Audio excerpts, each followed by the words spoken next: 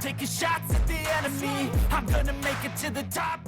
Hey tankers, Banzi Duck here. So today I'm in my Skorpian G, and I'm platooned with Mayhem, who's also on his Skorpian G. Whoop, wrong button. We find ourselves on Cliff in a standard battle in a tier 9, tier 8 game. So bottom tier TDs. What's that joke? Do you ever hear that joke? Two scorpions walk into a bar? No, just saying. Anyway, just playing around some games and we find ourselves on Cliff and you know, Skorpian G, fairly mobile. Got a good hitting gun when it hits. I find it to be a little derpy sometimes. I don't know why. Maybe it's just me. But you know, when you're on Cliff, where are you going to go? Right? It's a light-skinned. HE just loves the hell out of this thing. So I tend to generally, when spawning on the north side, tend to go back up and post up here at A5 just to kind of stay out of the initial battle. And that gives me shots up here into the brawling area on the hill. Some shots, if they tend to make it into here and get up on this side, I can kind of help clear out this area.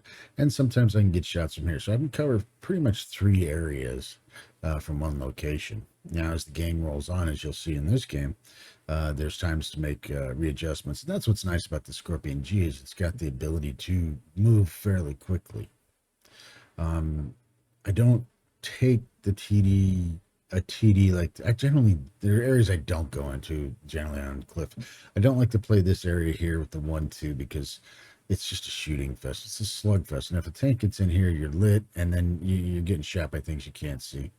If I'm spawning down south, I'll generally play up here, which gives me, again, 3 areas of fire, although they did put these stupid rocks here, which kind of negates this area, but I don't know why. You know, wargaming, again, in their infinite decision on map making. But anyway, I digress.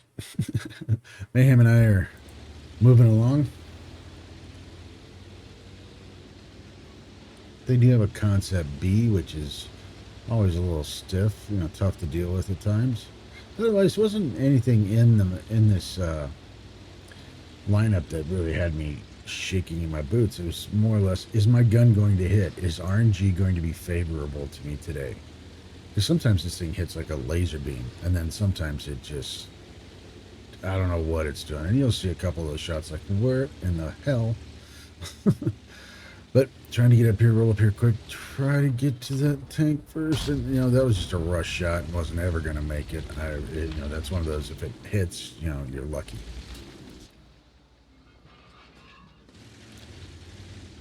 Trying not to get in Mayhem's way here. He's playing, you know, touchy-feely with the armor not penetrated. Okay. Touchy-feely with the ship tech there.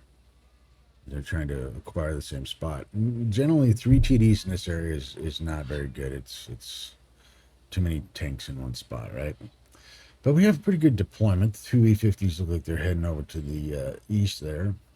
We got Skorpian G and SU-130 PM holding the 1-2 line. Their concept B is rolled up into the middle, which somebody's taking an IS-6 up on the hill. Looks like we got an UDS 15 up there.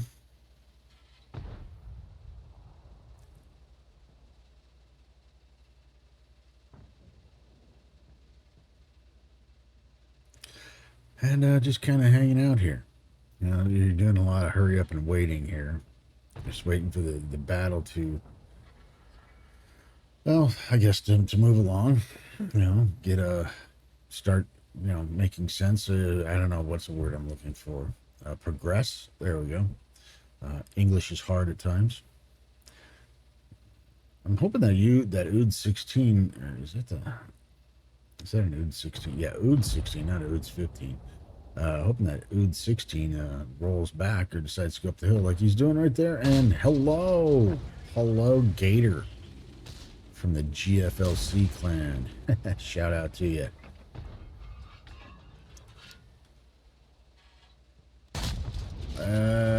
Okay. Sure. Because I should only have 1 shot in this game, right?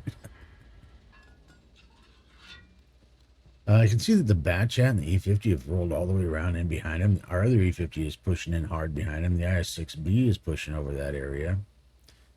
And nothing much is happening here. The 1-2 line is holding steady.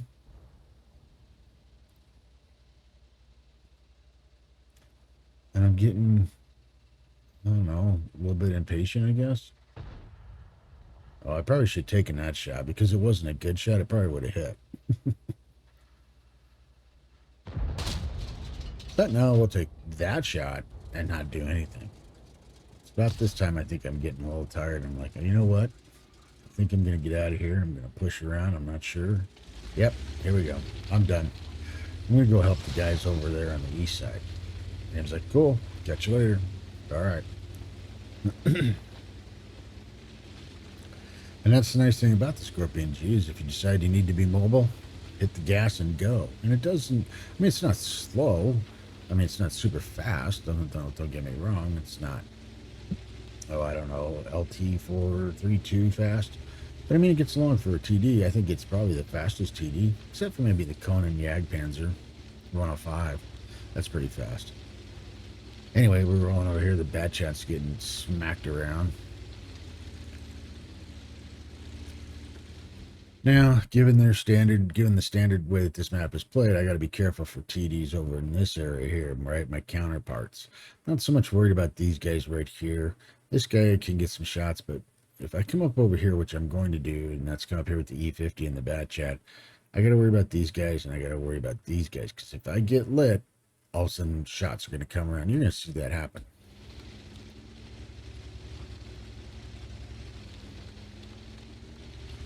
All right, so the E50 with the long gun. Wow. At first I thought that was a Panther, but no, he's an E50 with the needle gun. Looks kind of like a, oh, what are the little hummingbird?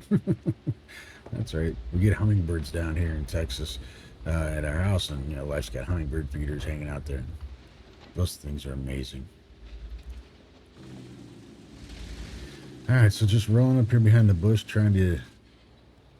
Now, another thing just about the Skorpian G, for those of you who maybe do or don't know, I'm sure everybody does, but I don't play with, you know, camo on this thing because it's just not worth it. When I fire this gun, I'm seen. It's really hard to hide one of these things. They sit tall.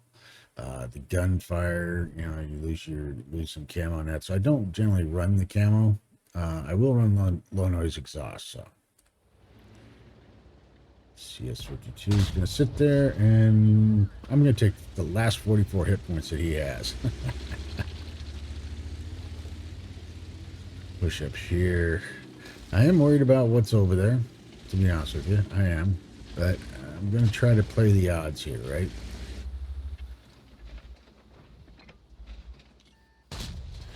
Oh, boom, boom, boom. I take it from a Skorpian and an SMV. So that's what's over there. Now, the Skorpian is right where he said he was going to be. It's either this guy or this guy. I can't remember. I don't know which one hit me. I'm assuming it's this guy. And the SMV is hiding up here. We're going to light him up a little bit later. But I did take care of the Cobra. Gunner's hurt.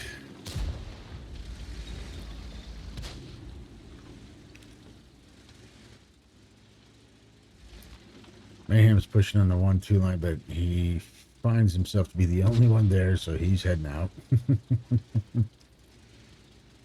T-54 and the Concept B, they're kind of dug in there. All right, well, the Hummingbird's down, so now I can roll back here. Take a shot from T-54, but I did return the favor. Able to overmatch his turret, which is always good. All right, so now it's just time to settle down a little bit.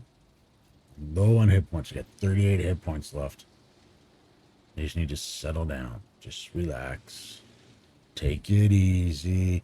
Deep breaths. Let the game progress some more.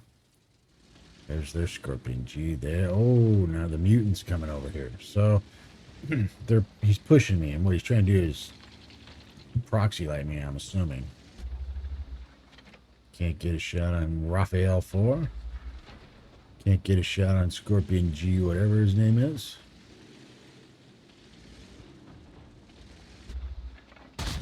Oh, did get a shot. So I was able to snap a shot off into Big Morpheus. Big Der Morpheus. I don't know. Anyway, the T-54 is sitting over here. And I'm going to let him roll out a little bit and shoot him in the back of the head because that's what you do. It's always nice when you can shoot him in the back of the head. All right, so saying, okay, we got to get this SMV over here. So I'm just going to roll up here. Figuring, I thought for sure, 38 hit points, I'm going to die. There's no ifs, ands, or buts. And I'm rolling, and the low noise exhaust is helping. And there's a guard over there. And I get spotted, and I thought it was the guard. And I was like, no. And I was like, keep moving. You got spotted from the hill. Now, why he didn't shoot me? Because there he is. Okay, he did shoot right in front of me, missed me. I'm just trying to stay as low as humanly possible. And he is taking some fire. And thank you. I just racked up 1,300 in assistance, and 1,200 and some of that was off of that thing.